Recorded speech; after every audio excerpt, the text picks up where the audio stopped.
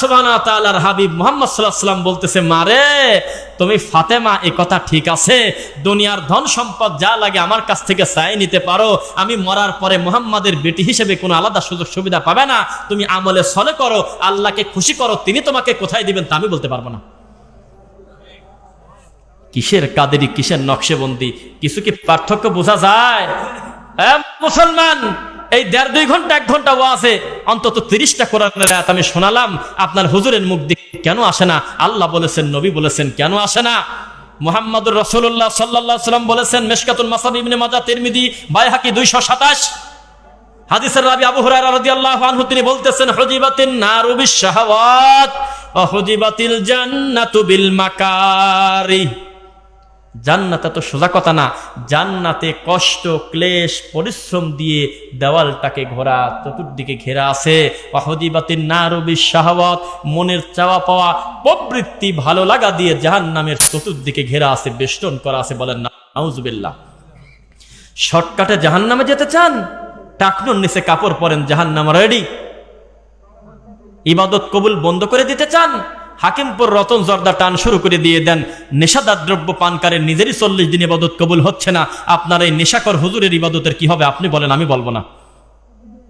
মুদমিনুল খামরিকা আবিদি ওয়াসান, পৃথিবীর আর কোন পাপের ব্যাপারে আল্লাহর নবী এই কথা বলে নাই, চুরি করা কিন্তু ছোট পাপ না, চুরি এমন পাপ সারা জীবন কান্নাকাটি করলে হবে না। ইসলামী খেলাফত থাকলে, শরীয়ত মোতাবেক বিচার হলে, ধরা পড়লে আস-সারিকু ওয়াস-সারিকাতু ফাকতাউ আইদিয়াহুমা, মহিলা চোর হোক আর পুরুষ চোর হোক, ধরা পড়লে তাদের উভয় হাত কেটে দেওয়া লাগবে। কার কথা? আয-যানিয়াতু ওয়াজ-যানি ফাজলিদু কুল্লা ওয়াহিদিন মিনহুমা মিআতা জালদা। অবিবাহিত পুরুষ নারী যদি জেনা করে, ব্যভিচার করে, 100 লাঠি মন মতো পিটায় 1 বছরের জন্য দেশে থেকে বাইরে করে দিয়ে দাও, একেবারে বনবাসে দিয়ে দাও, একেবারে গ্রাম থেকে আলাদা করে দিয়ে দাও। আর যদি বিবাহিত পুরুষ নারী কুকর্ম করে ধরা পড়ে, তাদেরকে প্রকাশ্যে মাটির নিচে গাড়ি, বুক পর্যন্ত গাড়ি, সাইড থেকে ঢেল, পাটকেল, ইট মারি মুখ বাড়ি ভেঙে দাও।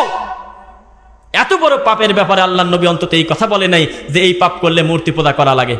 হয়েছে মুদমিনুল খামরিকা আবিদি ওয়াসান, আল্লাহর কসম, আল্লাহর রাসূল বলেছে, হাদিস সহিহ, আমার উম্মতে যারা নেশাদার দ্রব্য পান করবে তারা হলো মূর্তি পূজারীর মতো। এখন আপনার রতন জর্দার কি হবে? হাকিমপুর জর্দার কি হবে? আপনার হুজুরের জর্দার কি হবে? আপনি বলেন, আমি বলবো না। কোরআনে আবার কথা লেখা নাই, আছে কি? বাবা একটু শক্ত কথা বলে, রাগ করবেন না। এক এক ডাক্তার এক এক রকম চিকিৎসা দেয় নাকি? অনেক সময় ডাক্তার পরিবর্তন করার কারণে কিন্তু ওষুধ মিল পড়ে না। কি এখন ডাক্তার কি কাফের বলবেন? না, হতে পারে হয়তো ওই রোগ হিসাবে 7 দিন আগের কন্ডিশন আর এখনকার কন্ডিশন হয়তো এক না। কি হতে পারে না? ডাক্তারকে কাফের বলে আপনার কোনো লাভ নেই, ডাক্তার এই বিষয়ে গবেষণা করেছে। তা আমি আমার এই ক্ষুদ্র গবেষণা করে যা পাইছি, এর বিরুদ্ধে কিছু থাকলে আপনি একটু বলবেন বাবা, কথা শক্ত হলেও। রাগ করবেন না তো ইনশাল্লাহ? কথা কি শুনবেন?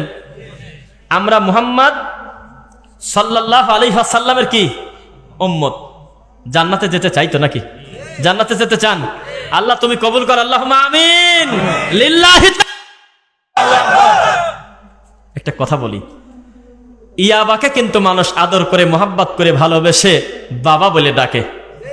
পীরকেও কিন্তু মানুষ আদর করে, মোহাব্বত করে, সম্মান করে বাবা বলে ডাকে। দুটোই ডেঞ্জারাস। একটা শরীর শেষ করে দেয়, আর একটা ঈমান শেষ করে দেয়। রাগ করবেন না, রাগ করবেন না। বিপরীতে কি আসেন, নিয়ে আসেন। এই বেলাল ভাই বলছে পীর মুরিদি করো না, বিপরীতে এই লোকটা কিন্তু এই কথা বলে নাই যে পীর মুরিদি উঠে গেলে আমি নিজে পীর হব, তাই কি বলছে? এই লোকটা কোনোদিনও কিন্তু গ্রামে বলে না যে বাবারা তোমরা মিলাদ করো না, মিলাদ যদি উঠে যায় তাহলে আমি আবার আর একটা মিলাদ নতুন পয়দা করবো, তাই কি বলছে? একই কথা খালি বলছে, শোনো এই বিদাতটা উঠে যাবে কেন? এখানে উঠে গেলে আমার নবী সাল্লাল্লাহু আলাইহি ওয়াসাল্লামের সুন্নাতের জায়গা হয়। আল্লাহু আকবার। ফরজ সালাতের পর সম্মিলিত মুনাজাত করা যখন আমরা বেদাত বলি, কতই গালি দেন বাবা, কত খারাপ ভাষায় বলেন। হ্যাঁ বেটা, তুই মুনাজাতের বিরুদ্ধে, তুই দুয়ার বিরুদ্ধে ফতোয়া দিয়ে গেলাম আজকে আমি। যে মুনাজাত করে না সে হলো ইতর, মুনাজাত যে করে না মুসলমান সে হলো ইতর, ইতর, ইতর। দোয়া যে করে না সে হলো অসভ্য, তার ইবাদতই হবে না।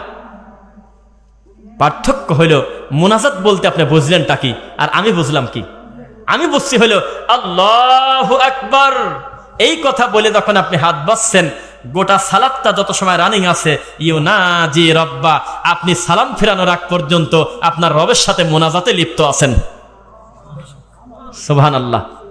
এটা আমি বুঝছি, কিন্তু আপনি বুঝতেছেন যে না, নামাজ পড়ি খুব একটা তৃপ্তি পেলাম না, একটু কায়দে দাও।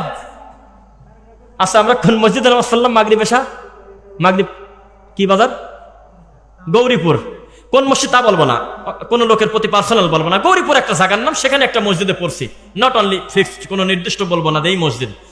নামাজ যখন পড়লাম, সালাম ফেরানোর পর একটু আফসোস হলো, এই তুমি নবীর উম্মত, এই জন্যই বুঝি আমরা শত শত মাইল কষ্ট করে এসে একটু দিনের কারণে আসি, তোমরা আমাদেরকে গালি দাও। যেই সালাম ফেরাইছি দেখি কি জানেন, শুনতেছেন তো, দেখি যে 4 ভাগের অন্তত 3 ভাগ লোক আল্লাহর ঘরে মাগরিবের জামাত পায় নেই। এটা হয় না আপনার এলাকায়? হয়তো 100 জন মুসল্লি আছে, 30টা লোক জামাত পাইছে, বাকি 70 জন 1 রাকাত 2 রাকাত, কেউ রুকু পাইছে, হয় না? বাবা হয়, সাক্ষী দেন হয়। আমি দেখলাম কি জানেন, ইমাম সাহেব যখন সালাম ফেরালো, তখন দেখলাম যে ম্যাক্সিমাম লোক উঠে দাঁড়াইছে, কেউ 1 রাকাত পায় নাই, কেউ 2 রাকাত পায় নাই, কিছু লোক পাইছে হইলে ফুল। হ্যাঁ তো বাবা বলতে হয়। আমার খুব লজ্জা লাগলো, জানে বামে সালাম ফেরানোর পর আমি একটা মানুষ, আমিও 1 রাকাত পাইনি, আপনারও মনে হয় পান নাই। এরা আমরা সবাই 1 রাকাত পড়তেছি, জামাতে যেহেতু পড়তেছি ফুল, মাগরিব নামাজ তো ফুলই পড়া লাগে 3 রাকাত। হায়রে লজ্জা। ইমাম সাহেব বলতেছে, রব্বানা যালামনা আনফুসানা ওয়া ইল্লাম তাগফির লানা ওয়া তারহামনা লানাকুনান্না মিনাল খাসিরিন রব্বিরহামহুমা কামা রব্বায়ানি সগীরা রব্বানা আতিনা ফিদ দুনিয়া হাসানাতাও ওয়া ফিল আখিরা হাসানাতাও ওয়া কিনা আযাবান নার। খালি টানি যাচ্ছে জোরে জোরে, অথচ আল্লাহর ঘরে কত লোক জামাত পায় নাই। এই লোকের কানে গেল না এই কথাগুলি? কিয়ামত পর্যন্ত সকল মোনাজাত এক জায়গা করে আল্লাহর একটা ফরজ হুকুম এক জায়গা করলে সমান হবে? তাহলে এত লোক যে জামাত পায় নাই, এতগুলো লোকের নামাজ ডিস্টার্ব করলেন, এতে ডিস্টার্ব হলো না? আমিন বললে ডিস্টার্ব হয় তোমার? ও হুজুর, ফরজ পড়তেছে আল্লাহর ঘরে মুসল্লি, অসভ্য তুমি বললে, আল্লাহুম্মা আমিন বলে কান্নাকাটি করলে। নামাজ হলে একটা বিনয়ের জায়গা। আমরা মানুষকে পরামর্শ দেই, পশ্চিম দেওয়ালে কোনো ছবি আকৃতি রাখবেন না, মোবাইল ফোন বন্ধ করেন, কাতার সোজা করেন, আর আছে 10 মিনিট, তুমি বসে পড়ো, লাল বাতি জ্বলাকালীন সুন্নাত পড়বেন না, মেডিসিন দিচ্ছি তারা, অনেক কিছু লেখা থাকে। আমরা বলি বাবারে, যদি প্রয়োজনে কিছু লিখতে হয়, বিশেষ জরুরতে, এদিক লেখ, ঘড়ি এদিক থাক, ডিজিটাল ঘড়ি পিছনে থাক, তোমার চাইতে ইমামের ঘড়িটা বেশি জরুরি। খুতবা দেওয়ার সময় ওই লোক নিজে দেখলেই চলে, তুমি ঘড়ি দেখবা কি কামে?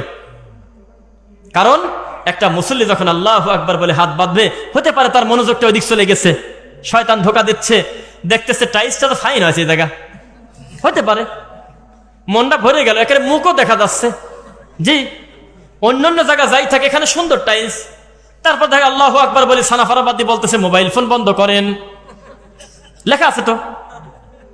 আমরা বলি পশ্চিম দেওয়ালে কিছু রাখবেন না, সালাত হলে একটা বিনয়ের জায়গা। আর এই কি একটা বিয়াক্কিলি, আমার ভাষা বোঝেন নাকি পাবনার? বিয়াক্কিলি বলি আমরা কিছু লোকের, এটা বড় কোনো গাল না। বিয়াক্কিলি মানে একেবারে জানা জিনিসও পাগলামি করতেছে, এটা সোজা জিনিস বোঝে না, তার নাম হলে একটা বিয়াক্কিলি লোক। এ কত বড় বিয়াক্কিলি হুজুর, এই এত লোক আল্লাহর ঘরে জামাত পায় নাই, ও মুনাজাত মারি দিচ্ছে, কয় রব্বানা যালামনা আনফুসানা, কানে যা ডিস্টার্ব হয় না? তুমি তো কয়দিন আগে বললা যে আমিন জোরে কাউ কি কামে, কেউ কয় না, তোমরা দুইজন কাউ ডিস্টার্ব হয়? তুমি তো সেদিন বলছিলা তো, একটা মুসল্লি আর এক মুসল্লির সাথে সাথে পাও মিলায় নামাজ পড়ার কারণে তুমি বললা ডিস্টার্ব হয়। তোমার ইমানের এত পাওয়ার, তোমার এই পিছনে কাতার থেকে আমিন বললি তোমার সহ্য হয় না, তুমি চেতন পেয়ে দাও। এত বড় শক্তিশালী ইমান নিয়ে তুমি আল্লাহর ঘরে এই মোনাজাত করি এতগুলি লোকের নামাজে ডিস্টার্ব করলে কেন? হুজুর, মার্ডার কেসের আসামির চাইতে এটা বড় আসামি তুমি। কেননা মানুষ হত্যা করলে কাউকে কাফের বলা লাগবে এমন হাদিস আমরা পাই নাই, কিন্তু সালাত পরিত্যাগকারীকে কাফের বলতে হবে, দলিল লাগবে কত? থাক, একদিনে যদি এত সব ওয়াজ করে দিয়ে যায়, আপনারা আবার বলবেন যে শেষই তো করে দিয়ে গেছে নাকি? কুল্লাউ কানাল বাহরু মিদাদাল লিকালিমাতি রাব্বি লানাফিদাল বাহর ক্বাবলা আন তানফাদা কালিমাতু রাব্বি ওয়ালাউ জিনা বিমিসলিহি মাদাদা। আপনার হুজুরও বলছে সেই দিন সারা পৃথিবীর সব পানি যদি কালি হয়, সব ডালপালা যদি কলম হয়, গোটা পৃথিবীটা যদি খাতা হয়, লিখতে লিখতে সবই ফুরিয়ে যাবে, আমার আল্লাহর নাম লেখা শেষ হবে না। কিন্তু কোরআন মাজিদের মধ্যে কাহিনী খুঁজে না পায় আব্দুল কাদের জিলানির বাপের বড়ই খাওয়ার গল্প কয়। পীরের মুরিদ হওয়া লাগবে এই কথা বলি, কোরআনের একটা আয়াত, তাও তো মানি নেওয়া যায়, কোরআনের আয়াত তো পড়ছে, শয়তানে যা করতেছে, তাও তো এটা আমরা আবার সঠিকটা বলে দিবে পারি। কয় বেটা, তুই কয়দিনের মৌলবী? রুহুল আমিন বশিরহাটের মতো এত বড় মৌলানা, 18,000 কিতাবের হলো গাড়ি নিয়ে চলে, এত বড় লোকের পিল লাগে, তোমার লাগে না? আমি এবার বললাম, তোর রুহুল দুনিয়াতে না আসলে আমার কি হতো রে? তুই যে রুহুলের নাম নিলি, ও রুহুল যদি দুনিয়ায় পয়দাই না হইতো, তাতেই শরীয়তের কোনো হালালকে হারাম হয়ে যেত। আলাদা করে কি ওহী নাযিল হয়েছে তার কাছে? রুহুল কি ডারে? তুই রাসূলের নাম নিস নাকি কামে? আর কি বলবি আর বলেন।